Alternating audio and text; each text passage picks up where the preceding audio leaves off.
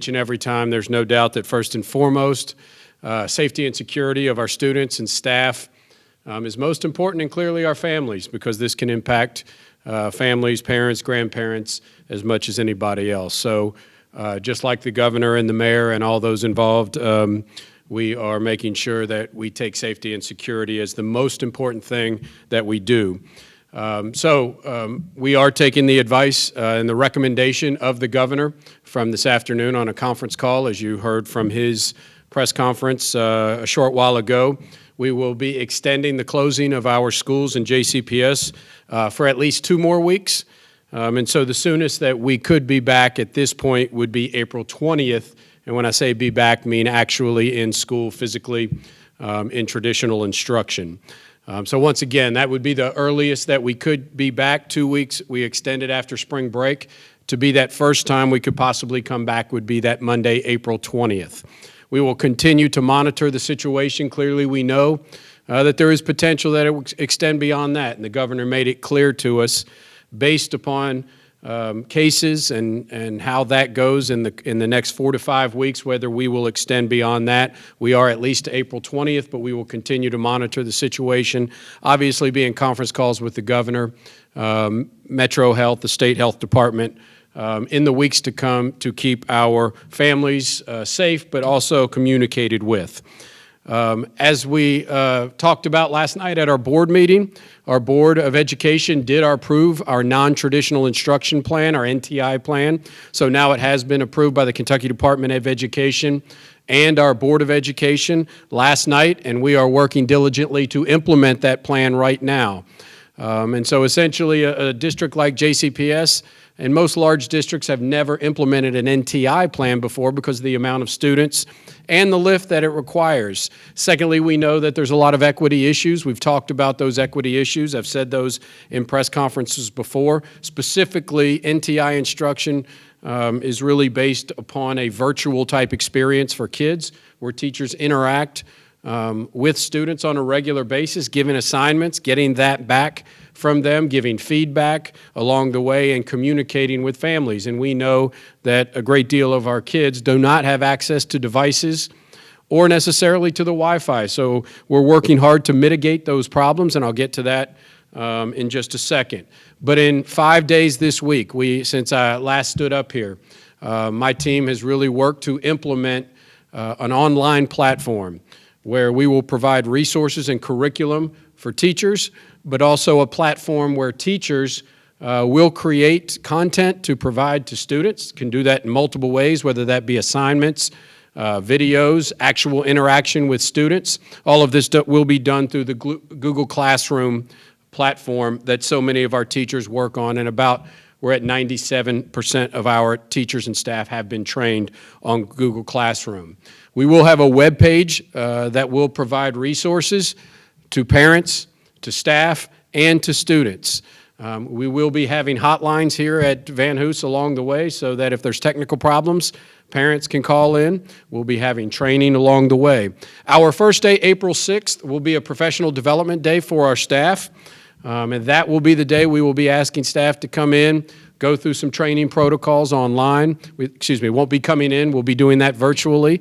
But all the work we will be doing will be done virtually, but we'll have meetings with colleagues and staff, and we'll be creating that content.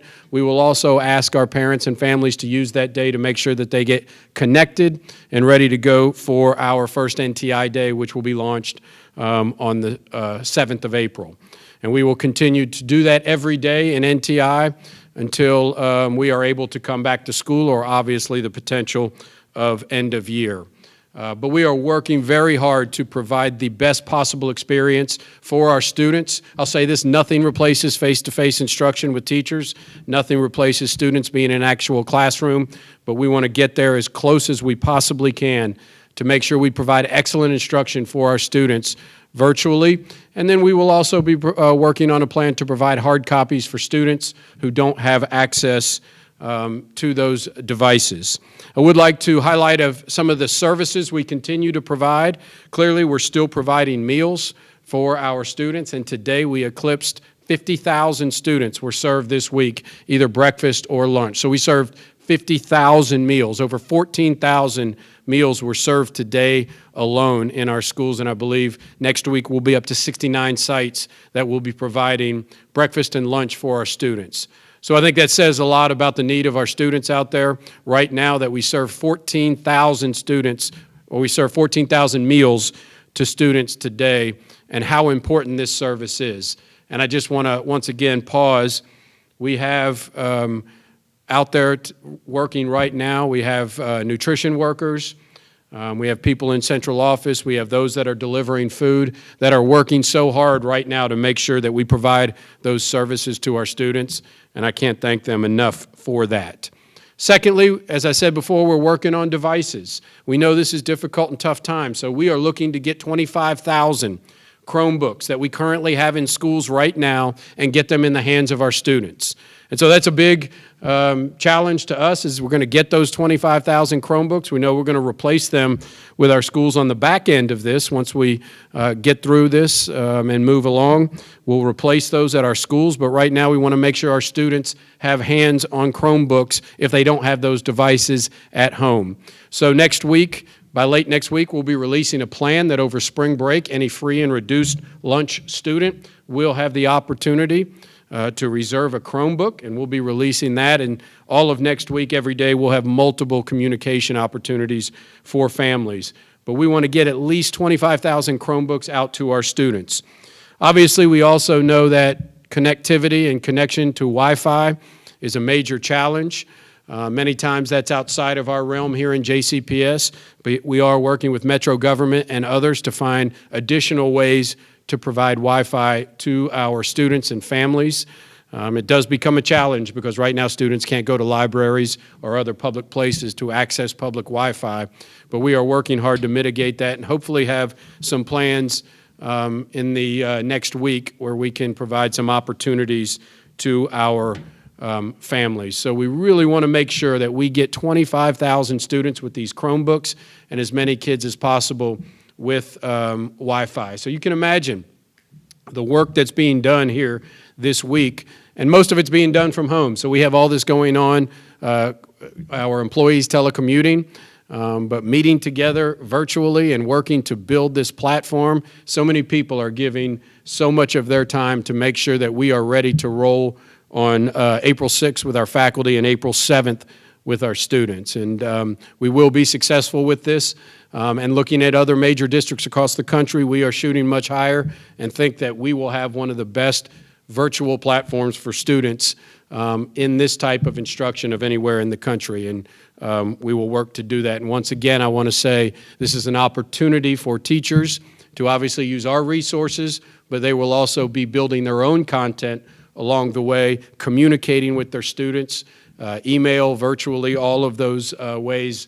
But we want to make sure that they have plenty of opportunities to instruct their students and work with them along the way. And finally, I want to say this. I know that this is a very difficult time for everybody, but specifically our seniors in the class of 2020. And I know that's for every senior across this state, whether public, private, or anywhere else. It's a difficult time because, as I said earlier this week, this is a time when seniors look forward to, one of the favorite experiences of their educational career, K through 12. It's that time when our seniors step from really being a child into the adult life. And it's a very ceremonial time, whether that be prom, senior week experiences, or commencement itself.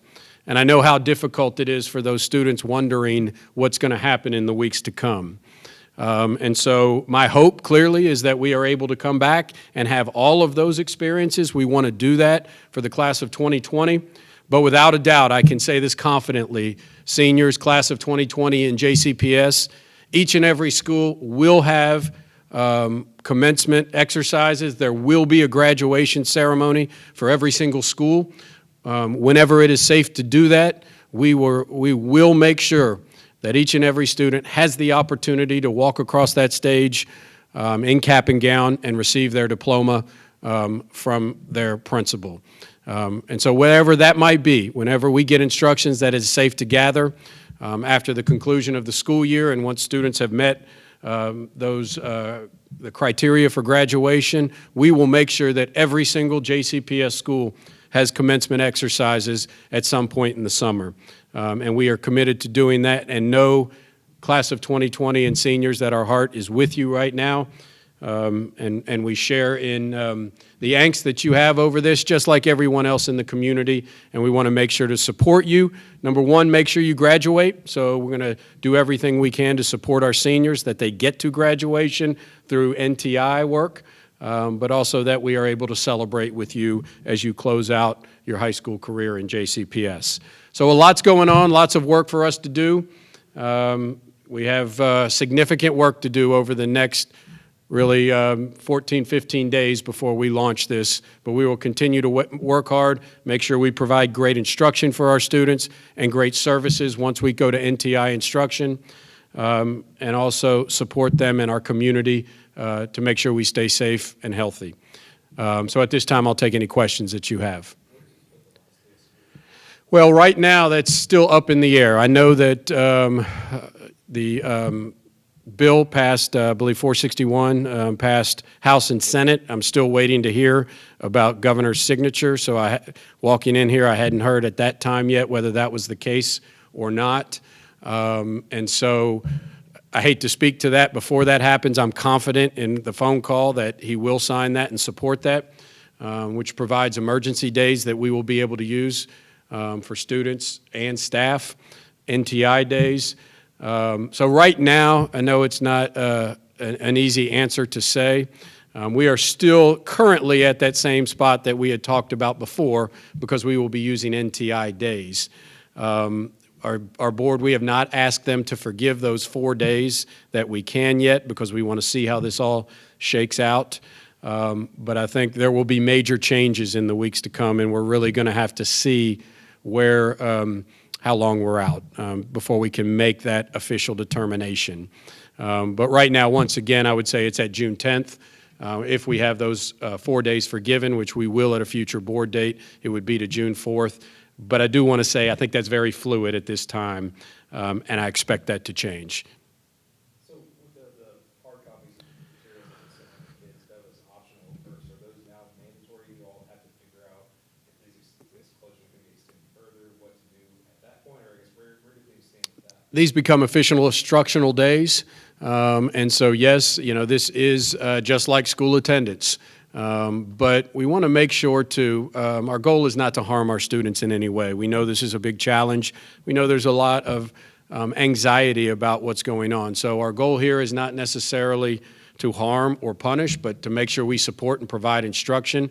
But yes, these become just like an instructional day in school, but virtual instead. So the stuff that you sent home with kids on the 13th, that now becomes mandatory? No, once we start on the 7th.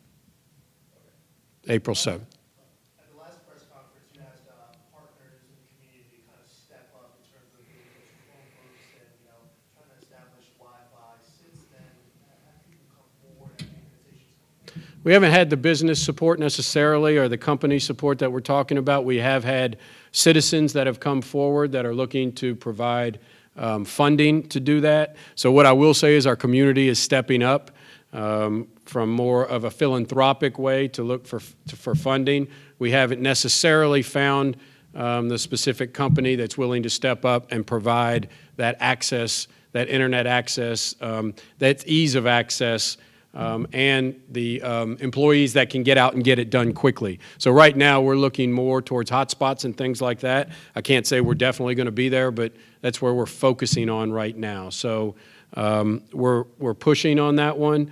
But without a doubt, within our realm right now is to get those Chromebooks out, but then continue to push outside of JCPS for that support. Can you speak to the likelihood that you see more cases every day that schools may not resume in-person classes? Yeah, I mean, like I said, Kevin, I hope that's not the case. I mean, clearly, this is something that just changes every single day. I mean, it's, as you all know, you report on it, how many things change from the start of a day to the end of the day, and by the time we get to Monday, you know, it could be significantly different. Hopefully, I'm hoping that it takes a positive trend, but Clearly, all indicators are, and what we hear, that's not the case. So I think that's a distinct possibility without a doubt. When we hear experts talk about 8, 10, 12 weeks, I think that's a possibility. I am hoping that we are able to come back, whether that be the end of April or the first of May, but we are planning for that possibility. How many students are on free and reduced, and then how many would that leave kids without access to those? Yeah, well, it's hard to know exactly what that number is for us of how many don't have that internet access. We have it on our comprehensive school survey, and we know a large number of our students have access to the internet, many through a smartphone. But it's hard to determine whether that smartphone has the capacity and capability to access some of the services that are needed.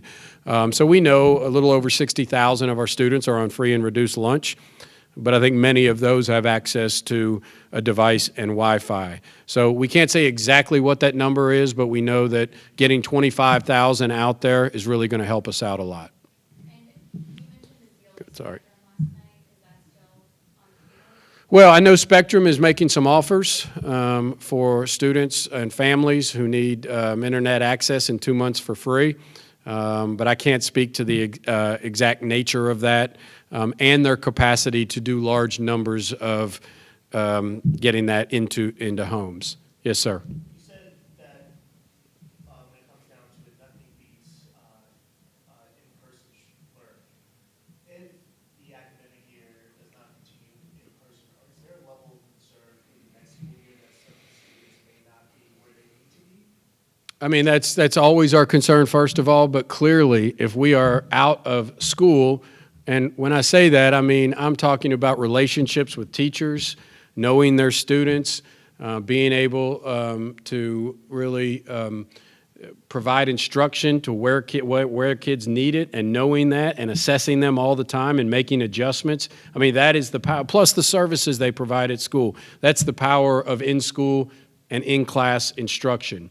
So there is no doubt that if it were to come to pass that we were not in school or even these 8 weeks off, that's a significant impact on student achievement. So it's going to be on us to take major steps to find ways to provide more kids summer instruction, more kids after school instruction next year as we begin to mitigate that loss. But we know there's summer slide. Research is clear on that.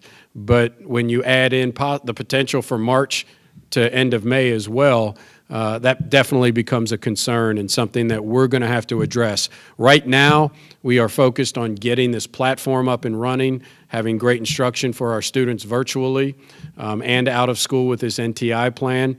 And then as soon as we get through this, we're going to turn to ways to provide additional support for our kids, whether that be summer or after school next year or weekends. I need to ask about silver linings, but I mean, it's a pandemic, obviously. But does this give you guys an opportunity to get to the point where you want to be in terms of remote learning in case if there's snow or something like that for kids? Well, yeah, I think I wouldn't, I don't know if it's a silver lining or not. This is what I will say, and I challenged the team here that we need to be better once we get through this as a result of the work that we're doing. I want to say this, there's a lot of virtual platforms out there for instruction that can be very good, but once again, I can't say enough, nothing replaces face-to-face in-class instruction with a teacher. I believe that thoroughly, and there's nothing, no platform that can replace that. I think we will evaluate and assess afterwards the number of students who access this, those that couldn't, and make decisions in the future about how we would use NTI or whether we'll just use this platform as additional supplemental supports. That's where I could really see us using this platform as ways to supplement instruction for kids after school, summertime, weekends, and to assist families. My goal would never be to replace face-to-face instruction, but I do think we can provide additional supports. Yep.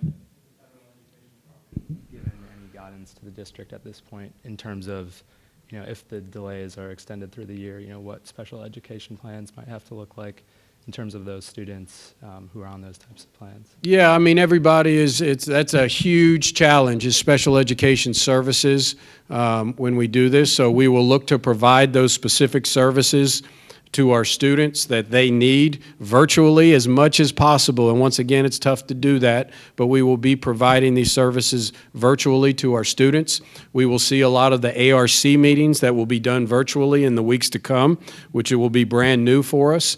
We will be making sure that teachers have IEPs implemented for additional supports for our students, but we have 13,000 special education students, and obviously that becomes a big challenge as well to do it virtually. But we haven't gotten specific guidance on that, but we know we still have to provide these services, and we're going to take on that challenge as well. Thanks, guys. Thank you, guys. Appreciate it. Have a good one.